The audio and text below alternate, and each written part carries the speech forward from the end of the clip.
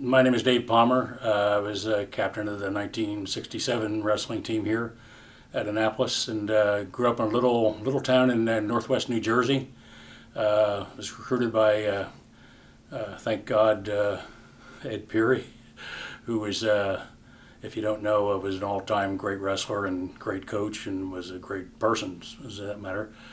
I got involved in wrestling in junior high school. New Jersey at the time, and continues to be a kind of a hotbed of high school wrestling, at least. So I started in the 6th grade and went on through that. And then first time I met Coach Peary was at a clinic that I went to up in Cheshire, Connecticut, I think it was. And he apparently liked my stuff, and so one thing led to another, and I was fortunate enough to get a nomination, actually from North Dakota, as I recall, to come to the academy to be a naval officer. I was very interested in wrestling, and that was basically my ticket to get into the academy. But I was very intent on being a naval officer, and being a naval aviator was my real dream, and that started when I was probably around 12 years old. Back in the day, in the 50s and 60s,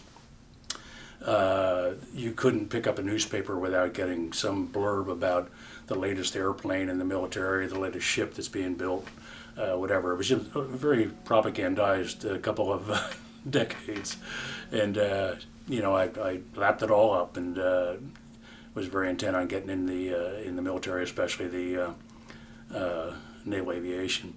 The only choice that I had to make while I was here at the academy was, do I want to be a marine aviator or a naval aviator? And I opted for the naval aviator, and I think it was the right choice. I had a very long career in the Navy, both active and reserve, and actually it was a life-changing experience coming here. It's given me everything I've ever wanted out of life, to be honest. Quite honestly, I always thought the Navy had more tradition and more of the kind of equipments and whatnot that I was interested in, especially flying. I wanted to be a fighter pilot, and that my dream came true. And I never looked back. It was a wonderful experience. And Vietnam just happened to pop up to be a graduate school exercise. I came from lower to middle class kind of a background. Didn't have a lot of options, financially and that kind of thing. And but I always, from the time I was about 12 or so, I was pretty much fixed on aviation. And really, then it was. I think at that young of an age, if you tumble to what it is you're wanting to do for maybe the rest of your life, things almost get out of your way, because you're so focused, and everybody else is still thinking about, where they're going to have a dance Saturday night or whatever. But it really made a difference, and it kind of got me revved up a lot more about doing well in academics and whatnot, because I knew if I didn't have those tickets, nothing was going to play. But it all worked out, and one thing led to another, and I got to translate that activity in the Navy as a test pilot school, the Navy test pilot school, that I was able to get a job with General Dynamics Corporation as an experimental test pilot. So that led to the next 23 years of my life, and then after I retired from there, I started my own air charter business. So I got to stay in aviation my entire life, and I almost had the feeling that I haven't worked a day in my life, to be honest. I mean, it was just a kind of a love story from beginning to end. I can't say enough about this academy. My roommates and classmates and shipmates and squadron mates and all that have just been really exceptional people, I think, and it's a good group to be in. So I owe everything to the Naval Academy. That's what it boils down to. All right, as far as the air charter business is concerned, it was something that I really hadn't experienced being my own boss.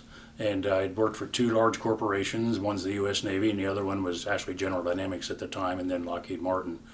But I had the opportunity to be able to acquire some airplanes, and after my retirement from Lockheed Martin, and then I was able to go through the FAA process, which can be really daunting to a lot of people. You hear a lot of negative stories about it.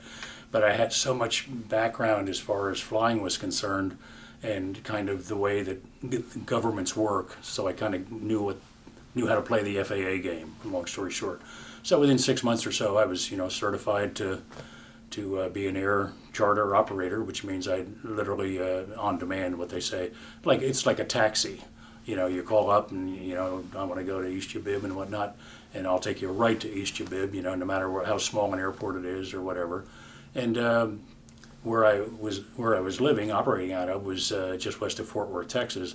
So there were a lot of entrepreneurs there, and lawyers, doctors, veterinarians, whatever, that would need to travel, actually within Texas, which is a huge state, and then all the surrounding areas. And occasionally, it had to go to the East Coast or something like that. But it was always, I just enjoyed doing it, and it was. I really, in 15 years of operating those kinds of airplanes, I never met a jerk as a customer. And I mean, how many retail guys can say that, But it was every kind of a demographic, the passengers, of people that just were kind of interested in aviation and wanted to know about those things. And so I was glad to just break their ears with everything I thought I knew about the subject. So it was just it's a good run. It's at its end now, just because of my age and whatnot, but I have no regrets. My favoriteest match that I won, or didn't win, I tied, back then you could tie, with a fellow named Greg Ruth from Oklahoma University here at Annapolis. He was a multi-time national champion, he was an Olympian, all of that. He's what we used to call a wrestling bum. He was like 28 years old in college wrestling, But anyhow, they showed up here and and we tied. He came in for a fireman's carry on me right off the bat, and I guess he was maybe a little too cocky, and I caught him in it, and got back points and the takedown and all of that, and then just hung on for dear life for the next 8 minutes, I guess is what it was. So that's the one I'd like to hang my hat on. But actually, there was a fellow from Lehigh by the name of John Rushatz who he was ranked when I was a junior. He was ranked number one in the country, seeded number one in the country. He eventually came in third at the Nationals. But anyhow, I bumped into him at the quarterfinals of the Nationals, and I was working with a bad foot at the time. That's my excuse. And on my best day, I couldn't beat John Rushatz, and this was not my best day, so, obviously I lost. Unfortunately, I had to, declare medical default, and, wasn't able to, become an All-American or whatever. But I remember sitting down next to Coach Pierre, and he had beat me in the dual meet, he'd beat me in the Easterns, and he'd beat me now in the Nationals. And I said, what in the world can I possibly do to, beat that guy? And straight-faced, Fury said, "There's some guys you'll never beat." And I was thinking, Coach, you're not supposed to talk like that. Go do 100 push-ups or something like that, and get better, No, that was what he said. I'll never forget that. He's quite a guy. Coach Pierre was a very remarkable guy. The family history is legendary. He, his brother, and his father were all three-time national champions. But he was also, he got here in 1961, and he recruited me in 1963. So we were both kind of new to the game. But he just brought an awful lot to the party without being really like a driver, like that kind of thing. That wasn't it. You wanted to have him admire you. That was the deal, as far as I could see. And the thing that was really funny to me, here we are, a bunch of 19, 20-year-olds, whatever, and we have an idea of what a party might be.